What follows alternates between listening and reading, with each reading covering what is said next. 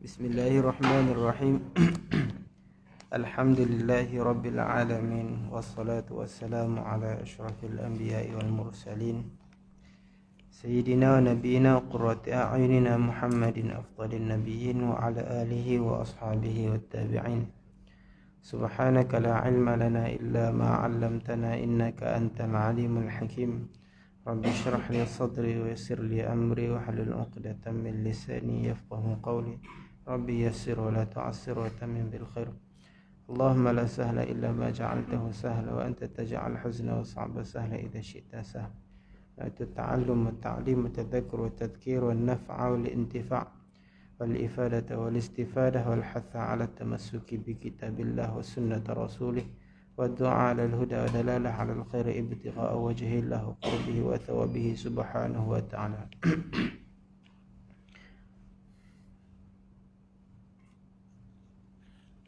Kitab Penawar Bagi Hati, muka surat 27.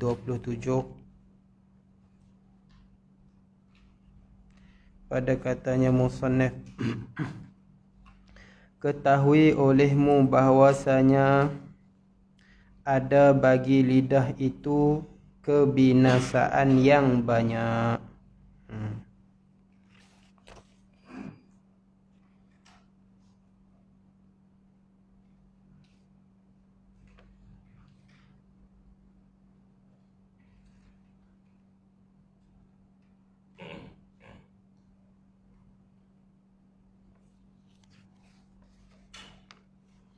Bab lidah ni panjang. Bab dia kata kebinasaan dia banyak. Banyak benda buruk dekat lidah ni. Tetapi memada akan dikau kerana menolak akan semuanya oleh beramal dengan satu ayat daripada Quran yang mulia, iaitu firman Allah Ta'ala, la khaira fi kathirin min najwahum illa man amara bi sadaqatin aw ma'rufin. Al-ayah. Ini ayat Iqra al-ayah. Artinya, tiada ada kebajikan pada banyak daripada bisik-bisik. Maknanya bercakap. Makna bisik-bisik itu makna bercakap, melainkan mereka yang menyuruh dengan bersedekah, makna suruh buat benda baik, atau kebajikan, suruh sembahyang, suruh mengaji, atau mendamaikan antara manusia, yakni manusia yang bergaduh.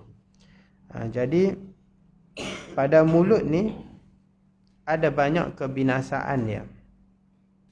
Bahkan dalam Al-Quran menyebut, dia kata hak cakap banyak tu la khaira fi kathir, dia kata kathirin min najwahum. Banyak cakap tu tak ada faedah, tidak ada kebaikan, melainkan bercakap pada apa? Pada benda yang baiklah. Menyuruh bersedekah, menyuruh buat kebaikan, itu baik. Adapun kita cakap kosong-kosong banyak itu, banyaknya yang tak baik, tak ada faedah. Makna tak ada faedah ni apa? Walaupun pada benda yang kita kata kita sembang tu tak ada maksiat, walaupun hak kita cakap tu tak ada dosa. Sebab apa? Sebab namanya buang masa. Habis liak. Tapi itulah yang paling kita suka kan, cakap banyak ni semua orang suka, kecuali orang bisu, dia tak boleh cakap. Makna ayat ini bahawa tiada engkau berkata-kata pada barang yang tiada memberi manfaat akan dikau, dan engkau simpankan akan perkataan engkau pada yang memberi faedah. Jadi Al-Quran menyuruh kita simpan cakap hak benda baik sahaja. Hak tak ada manfaat, jangan bercakap lah. Sebab itu di antara kesempurnaan iman, min husnil islamil mar'i tarku ma la ya'ni, kan. Setengah daripada kesempurnaan Islam seseorang tu, dia meninggalkan apa yang tak sepatutnya.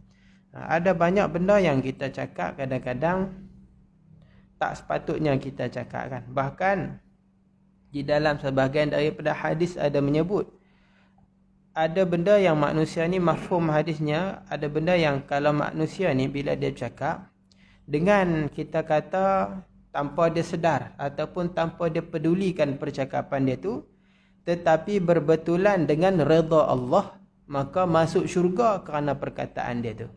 Walaupun dia tak ambil kisah dengan benda yang cakap, tapi perkataan dia tu berbetulan dengan keredaan Allah, benda baik. Dia cakap benda baik tapi dia macam lepas macam tu saja. Dia bukannya nak cakap dia duk pilih perkataan dia ataupun sebagainya, tapi dengan saja-saja bercakap, dia tengok ada orang buat main-main apa semua, buang masa, dia tak masuklah ni surau ingat orang ajaib. Dia cakap-cakap macam tu saja.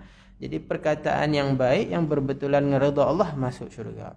Dan ada juga orang yang bercakap satu perkataan yang berbetulan dengan kemurkaan Allah, walaupun dia hanya cakap santai-santai saja-saja tanpa dia pedulikan percakapan dia tu, dan dia masuk neraka dengan sebab perkataan dia tu. Sebab itu kita kena jaga apa sahaja yang kita cakap boleh jadi kena dengan kemurkaan Allah tanpa kita sedar.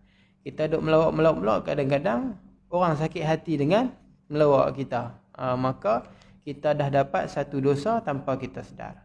Padahal kita tak ada niat nak bagi dia sakit hati pun, betul tak?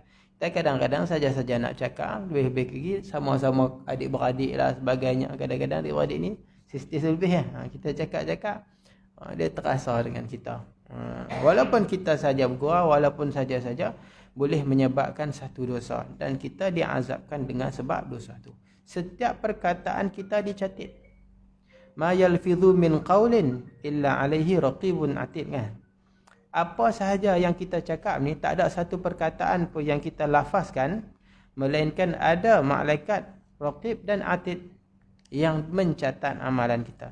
Tak kiralah kita cakap kosong kah, kita cakap ada isi kah, kita cakap apa sahaja, semua malaikat tulis belakang.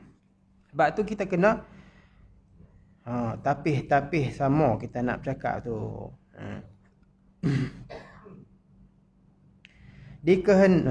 Maka ada padanya kelepasan daripada kebinasaan dunia dan akhirat. Kalau kita jaga, kita tak cakap benda mengarut-mengarut, maka kita terlepas daripada kebinasaan dunia. Kat dunia ni dengan kita jadi macam-macam, kat akhirat dengan disiksa. Kat dunia ni pun berapa banyak manusia yang dalam kubur tu mati sebab apa? Sebab dengan lidah, kan? Ada berapa banyak orang yang kena fitnah tuhmahan lalu dimasukkan di dalam penjara, kemudian dibunuh, hukum bunuh hanya kerana apa? Kerana satu tuhmahan. Ada berapa banyak manusia yang bergaduh dengan sebab satu fitnah daripada manusia yang lain, sampai bergaduh-gaduh, perang lah kali mati. Berapa banyak orang yang pecah belah rumah tangga dia, keluarga dia, kawan-kawan dia dengan sebab lidah. Itu kebinasaan. Dikehendaki dengan barang yang tiada memberi manfaat itu, iaitu perkataan yang jikalau ditinggalkan dia, nescaya tiada luput dengan dia oleh pahala akhirat atau faedah dunia yang sangat dihajatkan. Itu dipanggil perkataan yang tak ada manfaat. Kalau dia tak cakap pun tak luput pahala, maknanya tak terlepas daripada catatan pahala. Kalau cakap pun tak ada pahala, kalau tak cakap pun kok dapat makruh apa pun tak ada. Hajat dunia pun tak ada. Kalau hajat dunia ada apa dah, contoh apa hajat dunia? Kita pergi jual beli, cakap pasal jual beli, itu ada juga hajat dunia, ada faedah dunia kita kata. Lidah ni kadang-kadang ada faedah dunia, ada faedah akhirat. Jadi hak tak ada manfaat ni, faedah dunia pun tak ada, faedah akhirat pun tak ada. Jadi kita kurangkan daripada hak tu. Kalau siapa boleh apa boleh. Bukan kita tak ada cakap langsung, cuba kurangkan daripada hak teruk-teruk, kan. Dan barang siapa menyimpankan ia daripada perkataan atas yang memberi manfaat, nescaya sedikit oleh perkataannya. Kalau dia simpan, maksudnya dia tak cakap melainkan hak manfaat saja. Kalau nak cakap pun cakap yang manfaat. Nescaya satu hari kita hanya bercakap sedikit, ya. Dah cakap sikit je. Tak ada apa pun yang kita nak cakap sangat. Sebab apa? Apa benda yang faedah manfaat yang kita cakap hari-hari? Nasihat, kan? Selain daripada nasihat, tunjuk kepada kebaikan. Itu sahaja. Yang lain tak ada manfaat. Zikrullah itu sahaja. Hak lain tak ada manfaat. Kita tak ada manfaat tu banyak cakap. Maka hendaklah engkau fikirkan pada ketika engkau berkata-kata dengan barang yang tiada berfaedah akan bahawasanya jika menyebut engkau akan nama Allah Ta'ala ganti daripada perkataan yang tiada berfaedah itu, nescaya adalah ia untung yang sangat besar. Kerana zikrullah itu menyerupai ia akan sepotong emas, dan perkataan yang tiada berfaedah itu menyerupai ia akan sepotong daripada tanah yang keras. Maka betapa, bagaimana suka orang yang berakal meninggalkan ketul emas dan mengambil ia akan ketul tanah yang keras. Ini jika perkataan itu tiada ada padanya dosa. Maka jika ada padanya dosa, nescaya telah rugi ia dengan sebab meninggalkan emas dan mengambil ia akan sepotong api. Dan yang demikian itu rugi yang sangat besar. Jadi kita, perbandingan yang ulama buatkan, dia kata zikrullah ni macam mah. Cakap kosong ni macam tanah koi, tanah keras batu tu. Bukannya ada apa. Jadi kita kalau orang cerdik, kalau ada mah dengan batu, kita nak ambil mana buah lam bakui? Kita nak ambil emas kan. Tapi pasal benda ni kita tak nampak nilaian dia. Maka sebab tu kita duk banyak bubuh dalam buku amalan kita apa? Duk buh batu, buh tanah keras, duk buh tu penuh. Boleh buat apa? Tanah keras boleh buat apa? Dia tak boleh buat rumah lah. Tu boleh lah juga kalau boleh buat rumah lah. Tapi daripada ambil tanah keras, kenapa kita tak ambil emas? Zikrullah. Para awliya, para wali Allah ni dia setiap hari sampai ribuan zikir dia. Puluh ribu. Sebab apa? Sebab mereka ni tak banyak cakap, tak banyak buang masa. Mereka banyak mengucapkan zikrullah. Mereka banyak isi catatan amalan mereka ni dengan zikrullah. Tu para wali kita ikutlah para awliya. Hak mana hak kita boleh ikut lah. Nah. Kita bukannya boleh ikut semua. Tapi kalau kita ikut wali, kita cintakan wali, kita kekasih, kita cintakan kepada kekasih Allah, maka kita pun termasuk dari kekasih Allah. Orang yang mencintai kekasih itu adalah seorang kekasih. Kita cinta kepada wali Allah, maka kita pun termasuk daripada awliyaillah jugalah. Pada pihak apa? Manfaat yang mereka dapat, kita pun dapat. Rahmat yang mereka dapat, kita pun dapat. Kalau kita nak tiru betul-betul, memang tak mampu nak tiru. Kalau nak tiru betul-betul Habib Abdullah bin Husain bin Tahir, satu hari saja zikir tahlil dia 25,000. La ilaha illallah, la ilaha illallah 25,000. Allah, Allah, Allah, Allah 25,000. Selawat kepada Nabi 25,000. Kita boleh ikut tak? Tak boleh. Tapi kita buat qadar yang kita boleh lah. Satu hari kita cuba buat. Muqaddam Thani Habib Abdul Rahman As-Saggaf, waktu dia umur 7 tahun, dia khatam Al-Quran di dalam solat. Dalam semayang dia khatam Quran. Baca Quran dalam semayang 30 juzuk. Umur 7 tahun. Umur 7 tahun. Itu orang-orang yang hatinya bersih, yang dapat didikan dari kecil. Dari kecil dapat didikan. Itu para awliyaillah lah tu. Para wali Allah. Para wali Allah ni bukannya hak sembang gajah boleh terbang. Tu kan tok wali. Ada juga orangnya sembang-sembang, dia syok sembang-sembang. Kita kata depa ni sakar ni wali.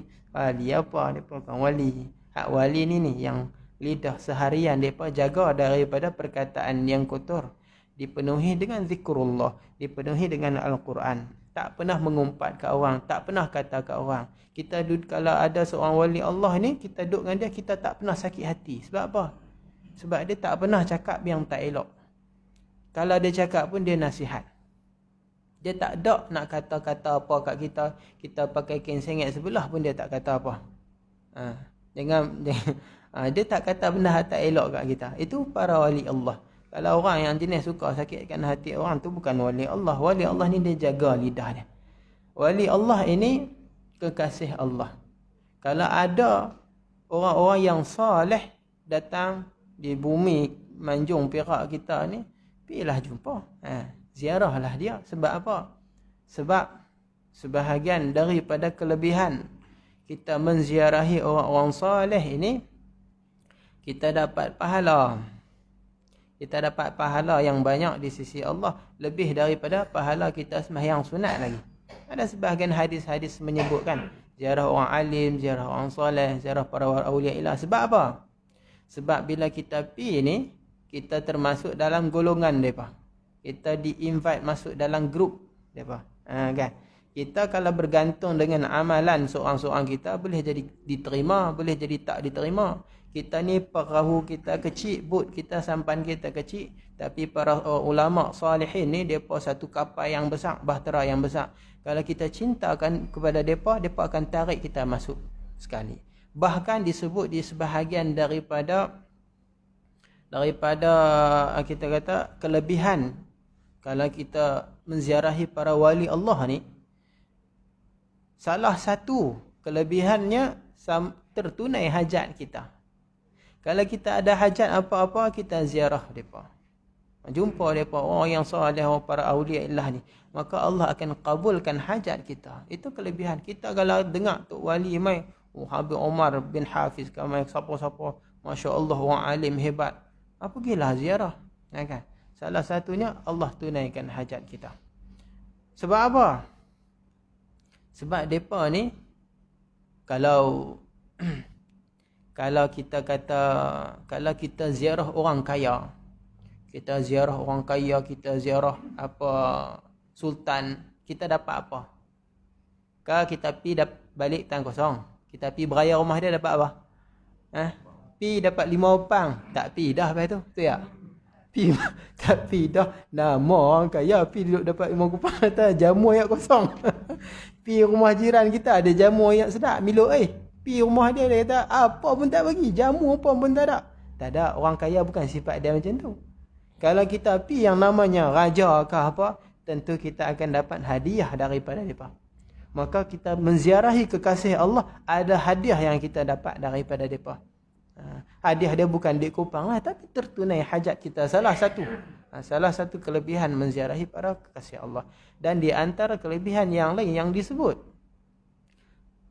tak ramai, tak sikit juga orang yang menziarahi wali Allah ini berubah daripada yang buruk jadi baik. Berubah daripada talih kepada salih. Berubah daripada fasik kepada orang yang baik. Berubah daripada orang biasa kepada wali Allah. Tak sikit orang yang menziarahi Rabi'atul Adawiyah, lepas ziarah Rabi'ah jadi tok wali. Tak sikit orang yang menziarahi para wali, dia balik jadi wali. Tak sikit orang yang menziarahi wali, bila balik dia terus rajin sembahyang. Tak sikit daripada orang yang menziarahi para kekasih Allah ni, balik dia jadi macam-macam. Tapi wali Allah lah. Sebab apa? Sebab mereka ni kekasih Allah. Kita akan dapat. Lebih-lebih lagi kalau kita ni mendapat nazrah, pandangan daripada dia. Kita memandang dia pun dapat kelebihan dah. Tapi kalau dia yang memandang kita, kelebihan dia tu lebih. Kalau orang yang soleh memandang kita, namanya nazrah. Kalau orang jahat memandang kita, namanya ain. Ain nak menyakit tu. Kalau dia tengok dengki kat kita, dia kata banyak duit dia ni. Segak hang ni no. Dapat ain. Sahabat Nabi pernah sekali dia mandi, dia buka baju dia, lelaki lah. Tapi ada sebahagian orang lain yang melihat badan dia, ada perasaan iri hati. Dia tahu segak sebab badan dia dengan cantik putihnya dan sebagainya kan, sadu. Dia tengok tu, dia iri hati. Dia badan dia tak lawa. Dia tengok, dia iri hati. Maka terus jatuh kena penyakit ain. Ain dipanggil. Pandangan dari jahat ni namanya ain. Tapi pandangan yang orang soleh ni namanya nazrah. Seperti mana pandangan hak jahat pun ada kesan, maka pandangan hak baik ni pun ada kesan. Sebab apa? Sebab mereka ni ada link bersambung dengan Allah. Sebab mereka ni kalau tengok apa-apa pun, mereka akan ingat Allah. Itu kekasih Allah. Dia tengok kucing, dia ingat Allah. Dia tengok pokok, dia ingat Allah. Dia tengok apa-apa saja, dia kembalikan kepada Allah. Sebab apa? Hati dia cinta kepada Allah. Maka kalau dia tengok kita pun, maka pandangan dia kepada kita tu bersambung kepada Allah. Sebab itu kita ada dapat kelebihan bila kita ziarah mereka. Mereka sentiasa ingat Allah. Macam kita lah, kalau kita ni suka kat siapa-siapa kan. Macam mak lah. Mak selalu teringat kat anak. Anak yang teringat kat mak. Dia buat apa saja, dia selalu update kat mak dia. Betul tak? Kan? Dia selalu update kat WhatsApp. Hantar gambar. Dia pergi jalan, hantar gambar kat mak dia. Dia pergi sini, hantar gambar. Selalu update. Kekasih Allah ni, cintakan Allah ni, setiap kelakuan dia akan update kepada Allah. Jadi bila dia memandang kepada seseorang pun, dia akan ingat Allah. Dia hantarkan kita ni kepada Allah. Maka sebab itulah kelebihannya kita jumpa orang wali Allah ni. Kita yang tak boleh jadi macam mereka. Tapi kita cintai mereka. Kalau ada kita sibuk hari tu, mereka mai, kita cuti pergi jumpa mereka. Tok wali itu wali-wali Allah. Semua hak kita jumpa, sebahagian ulama' menyebut wali Allah lah. Katanya, semua orang yang kita jumpa sebenarnya, boleh jadi, kita boleh anggap dia seorang wali Allah. Siapa-siapa yang kita jumpa, kita boleh anggap wali Allah. Sebab wali Allah ini ada yang masyhur, ada yang mastur. Masyhur ni orang pakat kenal dia ni seorang wali Allah. Ada juga orang yang mastur. Mastur ni tersembunyi. Orang tengok dia, orang pun tak tahu. Kalau dia ada dalam satu majlis, orang tak tengok dia. Kalau dia tak ada dalam majlis, orang pun tak perasan pun dia tak ada. Boleh jadi. Boleh jadi dia hanya jual ikan kat tepi-tepi jalan tu kan. Boleh jadi dia seorang wali Allah. Siapa saja yang kita tengok, kita boleh anggap dia wali Allah. Maka sebab itulah kita kena sentiasa menghormati siapa-siapa yang kita jumpa. Boleh jadi Nabi Khidir pun ada bersama dengan kita. Kita pun tak tahu. Nabi Khidir kan, kita dengar kisah Nabi Khidir. Bunuh seorang kanak-kanak, pecahkan sampan perahu. Itu buat benda baik ke tak baik? Pada zahir pandangan kita tak baik, tapi dia siapa? Kekasih Allah. Jadi kita jangan tengok siapa-siapa pun kita anggap dia ni jahat dan sebagainya. Dari segi zahir kita boleh, kita kata ini perkara yang salah, tapi kita tak boleh lah kita dalam hati kita duk marah-marah kat dia kan. Siapa saja, kata ulama, siapa saja kita tengok, kita boleh anggap dia kekasih Allah, wali Allah, kecuali seorang. Siapa dia? Kecuali seorang, kita tengok dia, kita tak boleh anggap dia kekasih Allah. Jangan. Siapa dia? Kita tengok kat cermin. Kita tengok kat cermin, nampak muka siapa? Hak ni je kita tak boleh. Boleh jadi hak ni pun wali juga ni. Wali juga ni. Itu tak boleh. Tengok diri kita saja yang kita tak boleh perasan anggap wali. Jangan duk perasan kata kita ni kekasih Allah. Tapi orang lain kita tengok boleh anggap. Boleh jadi Cik Mat. Tok wali kita tak tahu. Jangan main-main. Walaupun tak pernah pegang mic mengajak depan ni ke apa. Tapi boleh jadi kita tak tahu. Wali anak. Boleh jadi ya. Jadi kita hormatilah siapa-siapa. Kekasih Allah ini, di antara tanda dia, tanda seorang wali Allah ini, bukannya seluk poket boleh hok kelak batu. Ada orang zaman lah ni, hebat dia tu, boleh hok kelak batu, buat macam tu, kelak batu. Tu magic silap mata. Itu bukan wali. Wali bukan di situ. Wali ni di antara alamat tanda dia, kalau kita tengok dia, mengingatkan kita kepada Allah. Kalau kita tengok dia, kita terasa insaf dengan kesalahan kita. Kita tengok dia, kita ingat, waktu isyak dah ni, tak mayang lagi. Kita tengok, bukan ada jadual mayang isyak kat day dia, tak ada. Tapi kita tengok dia tu, kita ingat akhirat. Kita ingat Allah. Kita berasa nak berubah. Itu seorang wali Allah. Walaupun tak ada kata-kata apa daripada dia. Kita tengok dia, kita berasa malunya. Kita depan dia pun kita berasa malu.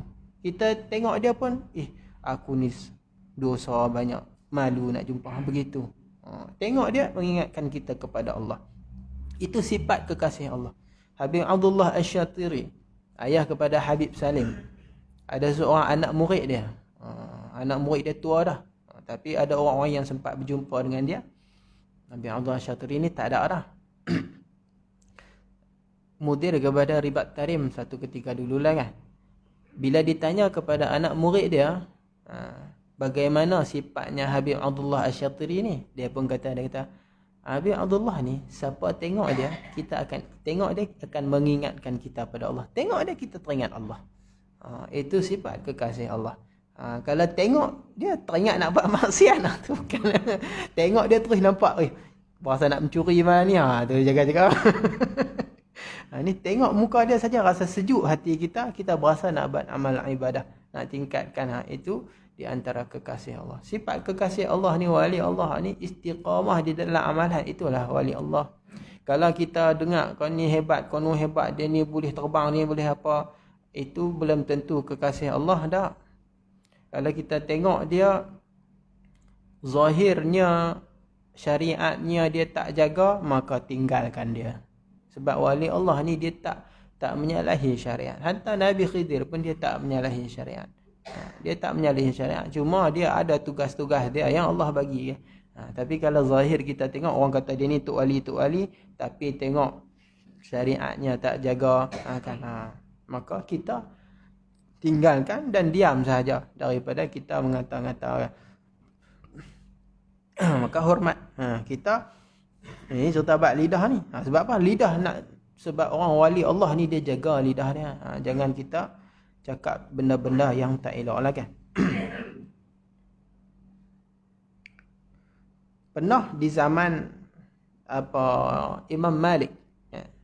Di zaman Imam Malik. Imam Malik ni mufti Madinah, alim Madinah, mazhab Maliki kan. Ni cerita pasal lidah ni, pasal lidah, keburukan lidah. Imam Malik ketika di zaman dia tak dibenarkan memberi fatwa selagi dia ada. Selagi Imam Malik ada di kota Madinah tu, tak ada siapa pun boleh memberi ifta. Mufti-mufti lain tak boleh bagi fatwa. Sebab apa? Dia ni orang alim. Nak apa? Rujuk dia dulu. Sebab pernah satu ketika ada cerita seorang perempuan pelacur. Seorang perempuan pelacur. Pelacur tahulah kerja dia kan. Bukan jual misgra. Dia layan orang. Jadi bila mana pelacur ni dia mati, maka dia dimandikan oleh seorang wanita, perempuan. Maka perempuan ni, dia pelacur ni masyhur. Semua orang kenal dia ni seorang pelacur. Maka ketika mandi tu, tukang bagi mandi tu dia geram. Geram pasal bukan geram ni tak. Geram sebab dia ni jahat. Pelacur, geram. Dia kata perempuan, dia ni kerja duk melayan orang, aku yang nak kena bagi mandi. Dia geram. Pasal dia buat jahat. Kita pun kalau orang buat jahat, kita rasa geram kan. Orang suka mencuri ke apa, kita geram. Sebab apa? Kejahatan dia tu. Maka perempuan ni, tukang mandi mayat ni pun dia duk geram. Sampai duk tengah tonyoh-tonyoh badan tu, sampai ditonyoh di kemaluan perempuan tu. Dia geram lagi, dia tak bertambah geram. Kemaluan ni hak duk layan ni, dia tonyoh sungguh-sungguh kat situ. Dia geram kat perempuan, kat mayat tu, dia tonyoh. Dia kata, hak ni lah duk layan orang, hak ni yang duk berzina dengan orang ni. Dia tonyoh. Laki melekat tu. Tangan dia melekat. Tak boleh cabut. Melekat tangan tu lah tu. Melekat tangan ni boleh kira. Melekat tangan malam. Punah nak buat macam mana? 2-3 jam duk proses tak boleh. Buh sabun, buh nu, buh ayak, buh apa semua. Tak boleh, tak tercabut. Nak buat macam mana? Panggil apa tabib, doktor pun tak ada ubat apa nak boleh. Tak tahu nak buat macam mana. Melekat. Bukan ada gam. Tapi melekat. Maka panggil orang alim ulama. Sebab dulu orang alim ulama ni menjadi rujukan. Maka berbagai-bagai fatwa. Ada yang kata suruh kerat tangan. Kerat tangan nak buat macam mana ni? Nak kerat mayat ni kita tak boleh buat ikut dan. Sebab mayat ni dilarang kita menyakiti dia. Mayat ni kita kena layan dia seperti seorang kanak-kanak, seorang bayi. Bagi mandi pun dengan lemah lembut, apa pun dengan lembut. Tak boleh tampang dia ikut dan tak boleh rejam dia ke. Boleh lah bagi mandi tapi rejam dia tak boleh. Maka nak kerat apa benar tu? Kerat kulit perempuan tu ke? Kerat tangan ni. Macam-macam fatwa. Ada yang kata tanam sekali dua-dua. Ni lagi dahsyat. Lah kali panggil Imam Malik. Maka Imam Malik tanya, pasal apa yang jadi macam ni? Maka perempuan tu pun bagi tahu, dia kata, ketika aku basuh tu, aku duk marah-marah dekat dia, aku kata kat dia macam-macam, aku kata. Dia tak boleh kata apa, tapi aku yang duk kata kat dia. Jadi akhirnya melekat tangan aku, dia kata. Maka kata Imam Malik, oh kalau begitu engkau telah melakukan satu tuduhan zina. Bila dia kata perempuan ni berzina dan sebagainya, itu adalah satu tuduhan zina. Di dalam hukum syariat dipanggil qadhaf, tuduh zina. Siapa-siapa yang tuduh zina, maka dia kena mendatangkan 4 orang saksi. Siapa tuduh zina adalah salah dah. Kita tak boleh tuduh orang zina, kita nak panggil ke orang anak haram ke apa, dia ni anak haram. Apa maksud anak haram? Anak zina, anak orang berzina, maknanya kita tuduh mak dia berzina lah. Kalau kita kata kau ni anak haram, dia ni anak haram dia ni. Anak haram tu maknanya mak dia berzina. Itu satu tuduhan. Kalaulah dia, kalau nak ikut perundangan Islam syariat hukum hudud dia, kalau dia naikkan benda ni di qadhi, maka kita ni dikenakan satu, kita kata hukuman qadhaf. Maka kita perlu datangkan 4 orang saksi. Kamu kena datangkan 4 orang saksi. Sebab kamu kata dia berzina, datangkan 4 orang saksi. Perempuan tu kata, geleng pula, manalah ada 4 orang saksi. Tapi semua orang tahu. Walaupun semua orang tahu, tak boleh. Kena ada 4 orang saksi. Kalau tak dapat datangkan 4 orang saksi, maka kamu dikenakan hukuman qadhaf. Apa dia? Sebat 80 rotan. Maka perempuan tu pun disebat 80 rotan. Sebat dengan ni. 80 kali sebat. Sampai ke 80, baru terangkat tangan tu. Itu Imam Malik. Imam Malik alim dia. Tapi nak habaq apa? Kerana mulut, tangan melekat. Kerana mulut, badan binasa kan. Itu mudaratnya Allah tunjukkan kepada kita lah. Kadang-kadang Tuhan nak tunjuk lah. Kadang-kadang Tuhan nak tunjuk sebagai apa? Sebagai hikmah untuk semua orang, supaya kita boleh ambil pengajaran. Walaupun orang mati, kita tak boleh nak kata macam-macam.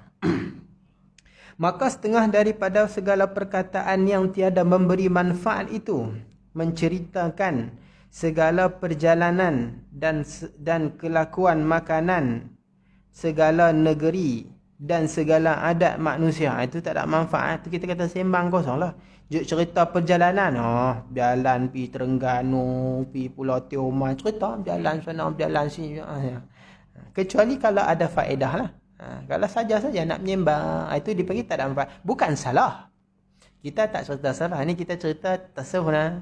Kita tasawuf ni nak suruh kita jadi orang, nak upgrade kita jadi orang yang terbaik. Bukan kita kata salah, kita tak boleh menyembang kan, nak cerita pasal pihaknya apa tak boleh. Bukan pasal tu dah. Bukan kita kata tak boleh, tapi kita kata kita nak ubah kita ni nak jadi orang yang terbaik, nak menjadi manusia yang baik, nak jadi termasuk daripada kekasih Allah ni. Maka kita kena kurangkan benda-benda lagu ni. Cerita-cerita kosong. Cerita pasal jalan-jalan. Ada pahala apa sembang pasal jalan-jalan? Tak ada pahala apa, tapi tak ada dosa. Sembang pasal makanan, menyembang pasal tom yam yong tofu, kedai tu masak sedap, nak makan pergi kedai tu, contohlah kan. Tapi kalau tolong orang, tak apa, ada hajat ni. Orang tanya kita, kedai mana ada jual tom yam? Contohlah tom yam. Pasal apa ni? Alah, orang rumah dia ni mengidam pula. Kita pun tunjuk ada kedai tu. Kita cerita tu kerana apa? Faedah dunia. Itu tak ada. Ni saja menyembang. Kau tu tak tanya apa. Kita saja seronok menyembang. Itu dipanggil satu kalam yang dunia pun tak ada manfaat, akhirat pun tak ada manfaat. Sembang pasal adat manusia, cerita pasal orang Perak, pasal orang Kedah. Orang Kedah ni bagus-bagus belaka dia kata. Sembang cerita pasal adat lah. Bagus orang Kedah ni, dia orang yang suka ingat kepada mati kan. Sebab dia selalu sebut apa-apa mampu. Besar nak mampu. Kalau dia kecil, kecil nak mampu. Kalau susah nak mampu, ingat mati orang Kedah ni. Itu benda yang kosong, tak ada faedah lah. Dan segala kelakuan manusia dan kelakuan perniagaan dan perusahaan, cerita pasal kedai, cerita pasal roti, apa semua, berniaga-berniaga, contohlah. Inilah setengah daripada barang yang banyak manusia berkata-kata padanya. Maknanya kosong. Tapi tak apalah. Sebelum kita kata menyembang kepada hak maksiat, dusta, mengumpat, itu lagi teruk. Kita kalau nampak neraka, kita tak buatlah jahat. No. Kalau kita boleh nampak neraka, malam pun kita tak tidur. Betul tak? Duk nampak neraka depan. Kalau lah Tuhan bagi nampak satu. Ni neraka, ni syurga. Agak-agak kita boleh tak? Boleh lagi buat maksiat. Boleh lagi. Tidak. Tak dah. Orang yang Allah perlihatkan dua benda ni, dia takkan mampu tidur. Sebab apa? Dia akan isikan kehidupan dia dengan ibadah. Ada wali-wali Allah yang tak tidur. Salah seorangnya di antaranya siapa dia? Muqaddam Sani juga. Syekh Abdul Rahman As-Saqqaf. Dia 33 tahun tak nak tidur. Bila orang tanya dia, pasal apa tuan tidak tidur? Dia kata, bagaimana aku nak tidur? Di kanan aku syurga, di kiri aku neraka, di atasku arasy yang mulia. Macam mana nak tidur? Nak tidur, buang masa tidur ni. Daripada tidur, baik bangun ibadah. Sebab apa? Nak kejar syurga. Takut daripada neraka. Kita kalau nampak tu, kita tak tidur dah. Kan? Tak tidur macam mana nampak neraka kan? Kita tak buat dah. Tak kawan dengan orang. Duduk rumah seorang dah. Jadi tak berdunia dengan orang. Imam Muhammad Maulad Dawilah selama 15 tahun sembahyang subuh pakai wudu isyak. Fakhrul Wujud Syekh Abu Bakar bin Salim selama 40 tahun sembahyang subuh dengan wudu isyak. Sebab apa? Sebab dia tak tidur. Ibadah. Tak mau buang masa. Tak mau lidah ni nak berzikir kepada Allah. Kepala ni hanya nak ingat Allah. Tangan ni hanya nak memegang lantai untuk sujud kepada Allah. Semua nak ibadah saja. Tak mau buat hal lain. 40 tahun sembahyang subuh pakai wudu isyak. Kita sembahyang subuh pakai wudu zuhur. Lagi dahsyat lah. Sebab apa? Subuh tadi tak bangun. Qada tu zuhur. Kan? Sembahyang subuh pakai wudu duha. Sebab apa? Buat sekali duha dengan subuh. Subuh tak bangun lah. Dahsyat lagi lah.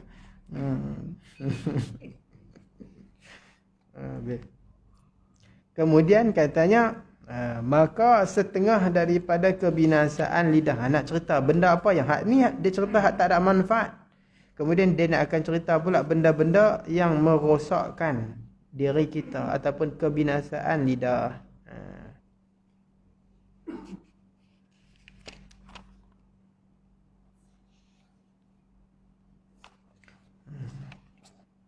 Nak cerita apa? Cerita pasal mengumpat.